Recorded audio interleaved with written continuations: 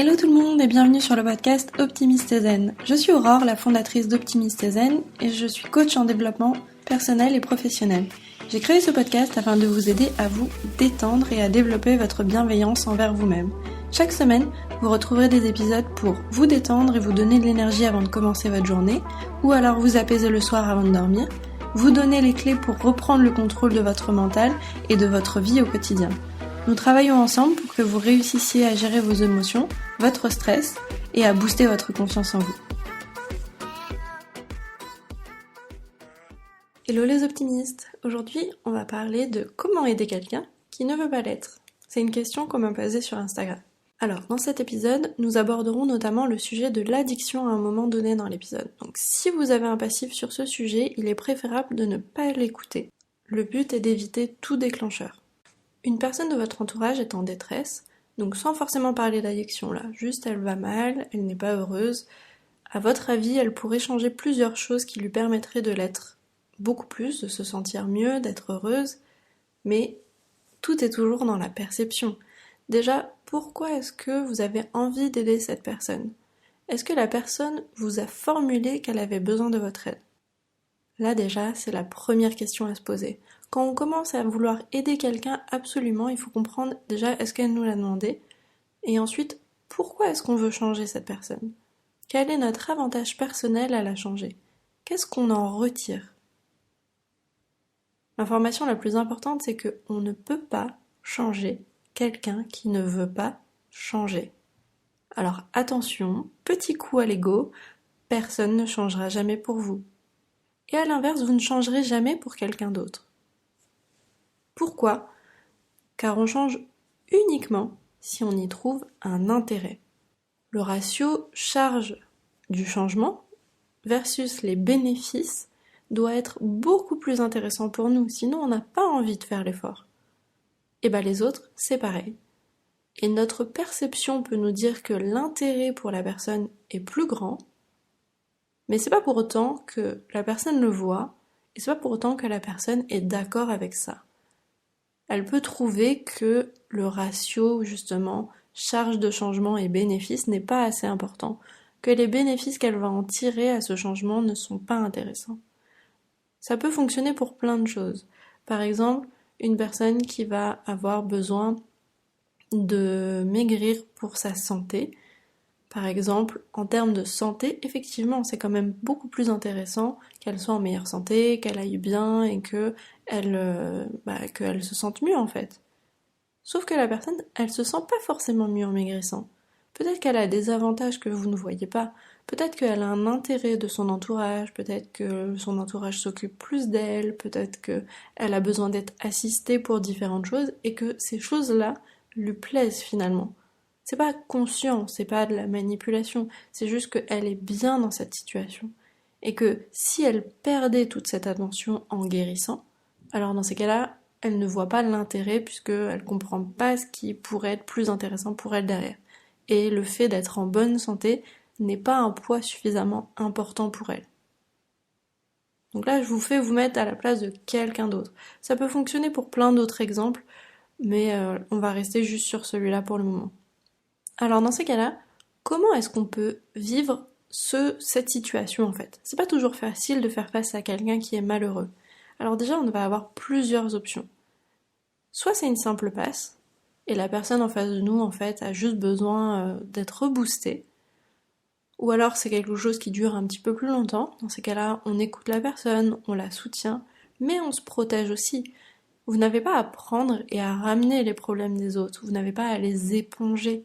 Vous pouvez être empathique et faire preuve de compassion sans absorber tout ça. Vous pouvez être présent pour quelqu'un sans forcément subir les mêmes problèmes. Chacun a ses problèmes, chacun a sa perception, chacun peut surmonter ses propres problèmes. On peut avoir besoin d'aide et vous pouvez être cette aide-là. Mais vous n'êtes pas obligé de tout donner et d'être absolument là pour la personne, coûte que coûte, et en fait de vous oublier complètement. Si vous êtes face à une addiction, à une personne qui est addictive à quelque chose, c'est la même chose, vous l'écoutez, vous la soutenez, vous pouvez lui proposer une aide extérieure si la personne est capable de l'entendre, que ce soit un psychologue spécialisé en addiction par exemple. Il est important de se souvenir que l'addiction est une maladie. Que ce soit l'alcool, les jeux, le sexe, les drogues, il va y avoir différents types d'addictions, que ce soit une addiction faible, modérée ou sévère. Ça peut être aussi des troubles alimentaires qui peuvent entrer dans ces catégories. Je préfère préciser que n'étant pas spécialisée ni une professionnelle de santé sur ce sujet, il manque sûrement des addictions ou des informations. Ici, je traite de la thématique dans son ensemble et comment vous pouvez réagir face à cette situation. Je préfère préciser aussi qu'un coaching sur l'addiction n'est pas forcément la première étape. Peut-être dans un second temps, mais en tout cas, il faut d'abord que ce soit traité d'un point de vue médical. L'addiction, elle va être compulsive. Donc ça va être une perte de contrôle sur soi. Il va y avoir une dépendance au sujet en question. Et l'arrêt de cette chose aura des répercussions créant un manque et qui va relancer la compulsion. Donc la personne qui est dans cette situation n'arrive pas à en sortir. Elle n'arrive pas à gérer aussi le manque qu'il y a lieu quand elle arrête. C'est pour ça que dans la plupart des situations, il y a besoin d'aller comprendre aussi bien d'un point de vue physique dans certains cas que d'un point de vue psychique. Qu'est-ce qui crée cette addiction et quels sont les manques, par exemple, qu'il y a besoin de travailler pour pouvoir en sortir. Quand on fait face à une situation telle que celle-ci, on n'a pas forcément les outils pour aider. Que l'on soit membre de la famille ou ami ou simple connaissance, collègue de travail, on ne sait pas forcément comment réagir à cette situation. Donc je vais vous donner quelques conseils, il y en aura bien évidemment d'autres qui sont possibles, mais ils vont être concentrés sur vous et sur comment vous pouvez réagir à cette situation. Vous pouvez être présent, mais ne pas se noyer dedans, que ce soit dans les problèmes du quotidien ou une addiction. Ça fonctionne aussi quand vous êtes face à quelqu'un qui a juste des problèmes quotidiens, voilà, sans parler d'addiction ou quoi que ce soit. Vous pouvez être présent, mais le but c'est de ne pas absorber toutes les informations des autres, tous les problèmes. Vous pouvez écouter sans colère ni jugement.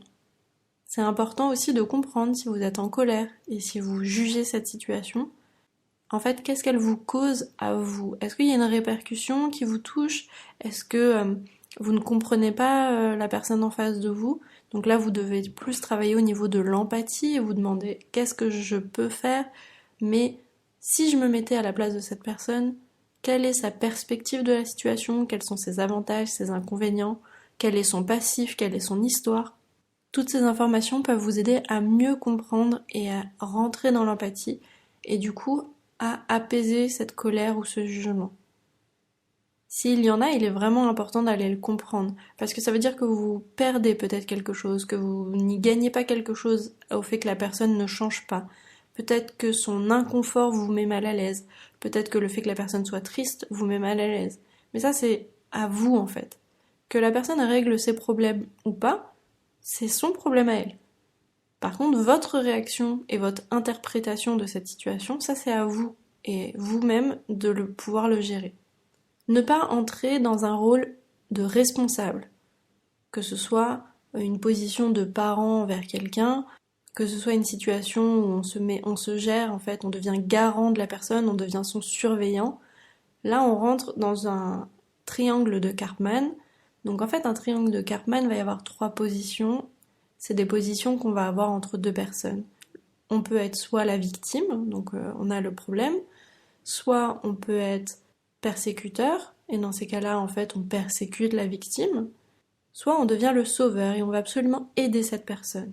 Et en fait, on va bouger d'une position à l'autre selon chacun, en fait. Si par exemple la personne est victime et que vous essayez de la sauver, mais qu'elle ne veut pas de votre aide, et que finalement elle remet tous ses problèmes sur vous, vous passez en persécuteur. Et en fait, en passant en persécuteur, vous finalement devenez la cause de tous ces problèmes et vous êtes le méchant de l'histoire, si je peux le simplifier comme ça. Donc quand on commence à rentrer dans ces triangles-là, donc c'est de l'analyse transactionnelle, donc c'est tout simplement des positions qui vont être inconscientes, mais on peut s'en rendre compte en se disant bon, quelle est cette situation? Pourquoi est-ce que elle a des problèmes et finalement c'est moi qui me retrouve à devoir les gérer ou c'est moi qui me retrouve à devoir trouver une solution pour elle? C'est parce qu'en fait on s'est fait happer dans cette situation. Et la personne ne le fait pas consciemment non plus, elle est juste dans sa détresse et essaye de trouver une solution. Là pour ça c'est prendre de la distance, aider, écouter, ne pas rentrer dans la colère ou dans le jugement et essayer aussi bien sûr quand on a un sauveur qui va être fort, de comprendre pourquoi est-ce qu'on veut aider absolument cette personne et que se passe-t-il si on n'arrive pas à l'aider. Parce que ça, c'est ce qui nous appartient à nous. La personne en face, elle n'a pas à prendre votre aide obligatoirement. On va essayer aussi de ne pas rentrer dans du troc, surtout dans de l'addiction. Dans le sens, si tu fais ça, alors je te donnerai plus ça. Si tu fais ça, alors je ne t'aiderai plus, je ne t'aimerai plus. Parce que on rentre en fait dans une situation où on s'engage finalement et on va souvent être déçu parce que la personne en face de nous, elle fait ce qu'elle veut, mais pas pour nous rendre des comptes. Donc on finit par être déçu, on finit par devenir en colère et du coup on rentre dans un cercle vicieux.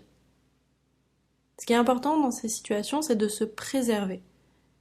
On ne peut pas aider quelqu'un qui ne peut pas être aidé. Ça, c'est vraiment très important de le retenir. Si la personne ne vous a pas sollicité, elle ne veut pas de votre aide. Vous pouvez proposer votre aide, mais elle a le choix de l'accepter ou non. Donc ça vous permet déjà dans un premier temps de prendre un petit peu de distance avec la situation. Vous pouvez aimer, vous pouvez aider quelqu'un, vous pouvez partager des bons moments avec quelqu'un, sans pour autant devoir le sortir absolument de ses problèmes. Ses problèmes, c'est lui-même. S'il veut de votre aide, tant mieux. Si vous lui donnez de l'aide mais qu'il la prend finalement toujours pas, dans ces cas-là, laissez. Vous avez votre propre vie à gérer et vous n'avez pas forcément à gérer celle des autres dans des situations telles que celle-ci. J'espère que les informations que je vous ai données aujourd'hui et les conseils que je vous ai donnés vous ont aidé. Si vous avez des questions, vous pouvez me joindre sur le compte Optimiste et Zen sur Instagram et j'y répondrai avec plaisir. Si cet épisode vous pensez qu'il pourrait aider quelqu'un d'autre, n'hésitez pas à le partager, que ce soit sur les réseaux ou sur le logo qui doit apparaître sur votre écoute de podcast, que ce soit sur Deezer, Spotify ou Apple Podcast. Vous pouvez le partager sans problème. C'était Aurore, et moi je te dis à la semaine prochaine.